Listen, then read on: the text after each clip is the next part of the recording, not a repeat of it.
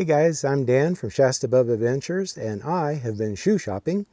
My old trail runners were getting kind of wore out. It was time to invest in a new pair, so I went and got the Sawtooth II Low non-waterproof version from Oboz. So what I want to do is just give you my first impressions, the first look, and also I'm going to take them out on a hike, come back and tell you what I think about how they worked out after a multi-day hike.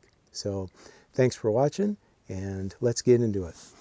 So my first thought when I took them out of the box was they must be really heavy, because I was struck by just how clunky they are and the huge heel cup on it. And when I got them home and put them on the scale, I was pleasantly surprised to find out actual weight is 2 pounds 5.5 ounces. Now, just for comparison, I hauled out my nearly worn out Vask trail runners, and those were 2 pounds 3.5 ounces. So only 2 ounces difference. That's not too much. So really it's more of a first impression and not accurate to think that they're heavy. A little more than a pound is not bad for trail runners. So that's actually a pretty good thing. Now, one concern that I have that actually is a pro and a con is just the ratio of leather to mesh. Generally speaking, I like to get a shoe that is more mesh than leather, but the downside, well, because then they dry quicker since I wear my trail runners wading through streams. The downside of that is that more mesh tends to be less durable. So my old Saucony pair of shoes that I just loved would only last about half of a season before they'd be all torn up and almost unusable with toes sticking out. Now these are more leather than I would prefer, and I'm worried about the length of time it's going to take for them to dry. But on the other side, they're probably going to be more durable for that reason. You know, looking at them, I can imagine you could poke out every one of these bits of mesh and still have a usable shoe. So hopefully they'll last more than a season, and we'll have to follow up on that and see how they do. Now, I broke a couple of my cardinal rules in buying these shoes. Number one was never buy shoes that don't have Vibram soles. These don't have Vibram soles. And that's just a rule that I've followed because I've always had good luck with those soles, and every time I've been talked into buying a proprietary sole that they said was just as good as Vibram, they weren't, and I was disappointed. So worried about that. These seem really rock solid, and if you go on their website, they do break down the actual layers, and you know, it seems reasonable that it could fit the bill and not have rock bruising. That's usually the problem I run into, or slippiness. And so again, there's some good reviews on the website that say that they're not bad for slipping, and we'll have to wait and see how they do with the cushioning for rock strike. The second rule that I broke is I always buy a new pair of the Superfeet insoles the same time I buy a new pair of shoes, just because the insoles that come with most shoes are crap. They're just that, you know, 1/16 of an inch thick foam that really doesn't do anything for you. So I just toss that and use the Superfeet.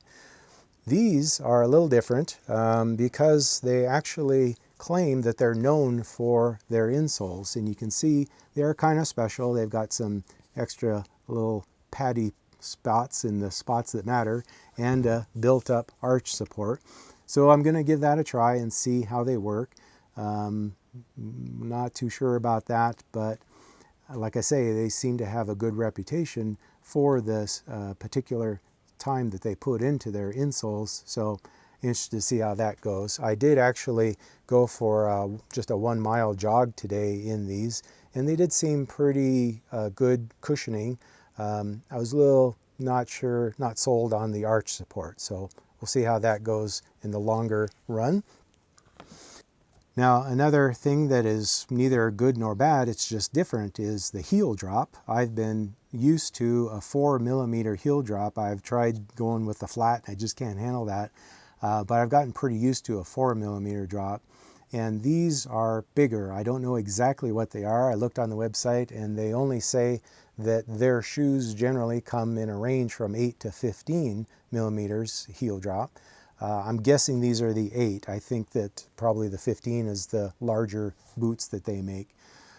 So that's going to take a little getting used to. I'm kind of concerned about possibility of bruising on the ball of the foot. And just wearing them, I kind of feel like I'm wearing high heels, like there's the foot is angled like this, but that might be just something I got to get used to. Another thing I've noticed is that there is kind of a rocker effect on the heel, and hard to say after 10 or 20 miles if that helps to accelerate me forward or if that becomes a bruising spot too. So I'm interested to see how that plays out. Probably the best pro of these is the price. The other shoes that I was looking at were all in pretty much the $130 to $150 range. I managed to get these at REI for $110. Plus, REI happened to be running a special that day that you got a $20 gift card. So it's kind of like they were only $90, and then I'll get my REI dividend. So in my mind, that was a really good deal if they play out and work out for me. So really happy about the price, and of course, you know, REI, you can take them back, and the Oboz company has a 1-year warranty on their shoes too, which is pretty good, that you can return them if there's manufacturer defects. In fact, I do kind of encourage you to go on their website and check out the company. It's sort of an interesting story.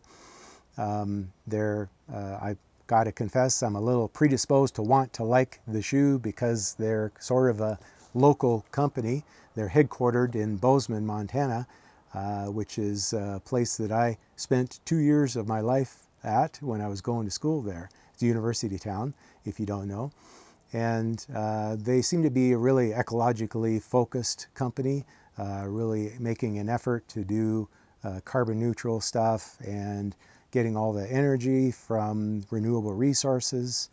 The shoes actually are made in Vietnam, so let's not get too warm and fuzzy about it. But they do seem like a pretty good company, so hoping they work out so I can support them. The name Oboz, by the way, according to the website, is a contraction for outside and Bozeman. I think that's made up, just between you and me. Having lived there, I know there's sort of an inside joke. People refer to that city as the Bow Zone, just because, you know, there's the usual fun and crazy people that show up in a university town. So I think for me, every time I hear Oboz, I think Bow Zone. I think it's a play on words, but I'm gonna go do a 5-day hike, probably about 40 or 45 miles now, and I will come back in a minute and tell you how it turned out.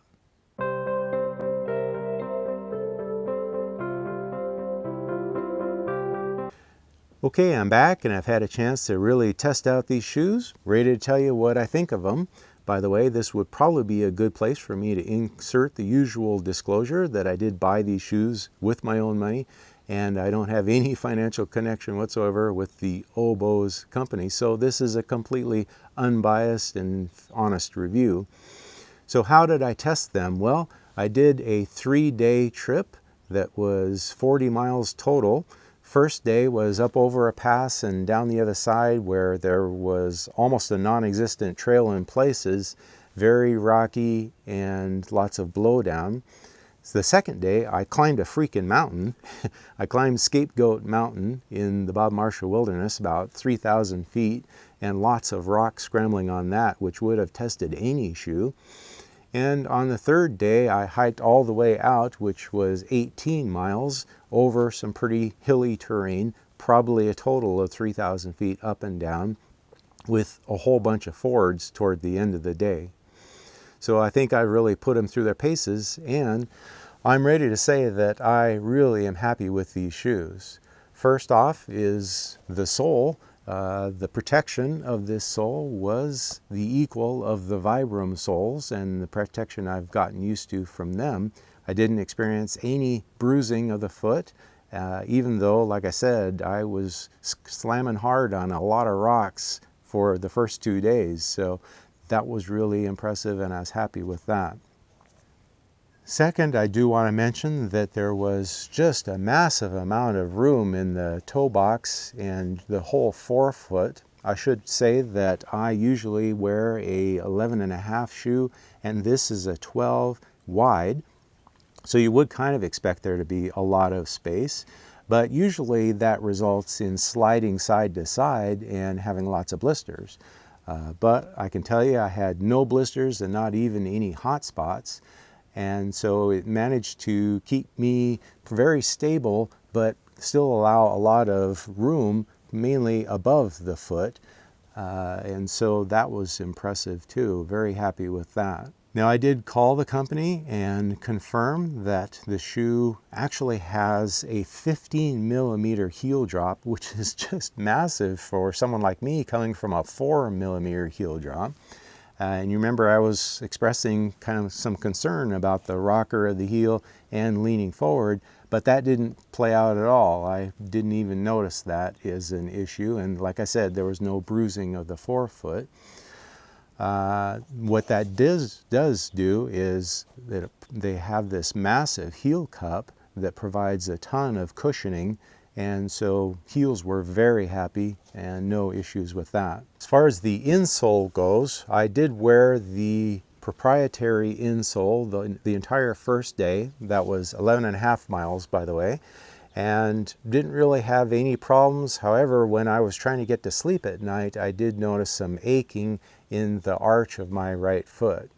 And so the second day I did switch out the Oboz insole for my usual super feet, and I was completely happy from then on. Now, I think it's fair to say that I'm a bit of an outlier. I've had arch issues for many years, and that's why I always use those super feet insoles. So I think that probably for 75 to 80% of people, they would be just fine with these insoles from Oboz. And you notice I didn't throw them away. I think that if I was wearing the shoes just around town or something like that, they would probably be enough support even for me. And I got to give Oboz props for even trying with the insoles. So what about the negatives? Well, I can tell you that I did experience a little bit of tenderness on my ankle bone, just one of the four that sticks out in this part of the shoe here. Now, I'm not quite ready to call that a con, because I think that it might have been a matter of me getting used to the shoe and the shoe getting used to me. There can possibly be a bit of a break-in with that part of the shoe. And ultimately, if it was an ongoing issue, I could just open that seam and take out a little of that stuffing there, and I think that would be enough to solve it. I'm pretty sure that I won't have to do that though. And so that's why I think that maybe that was just a little random for that particular trip. The biggest negative is, as we were expecting, the drying time. With all this leather, it just takes a long time to dry. And to be honest, the first time I stepped in a stream, I was sure that the salesperson had slipped me the wrong shoe and this was the waterproof version, because it took a couple of seconds for the water to really soak into the foot. But when I got home, looked at the website, and I was able to confirm that it definitely this is the non-waterproof version. When I was talking to the rep, they did clarify for me that they give all of their shoes a DWR treatment, which kind of confuses me, because if someone was going to go out of their way to buy a non-waterproof shoe, why would you put a waterproofing treatment on it, right? That doesn't make sense. But I guess the good news is that the DWR treatment wears off with time. The company recommends, if you want it, that you refresh that once a year. And so usually if a DWR treatment is on like a raincoat, they tell you not to wash it excessively, because that is what causes it to wear off. So I'm figuring that walking through lots of streams will be the same thing as lots of clothes washings. And hopefully this DWR treatment will wear off in 3 or 4 months. And my hope is that that then will speed up the drying time. I did actually go through the first ford, and it was about 2 hours after that that I hit another ford, and the shoe was drying at that point. But then I hit another ford about every hour, so it didn't get an opportunity to completely dry. Now, I want to really say that I'm happy with these shoes overall, and that one con isn't enough to outweigh all of the pros. So I do intend to take these on my upcoming big trip, my annual long trip, which is going to be 7 days and about 100 miles crossing the entire Bob Marshall Wilderness.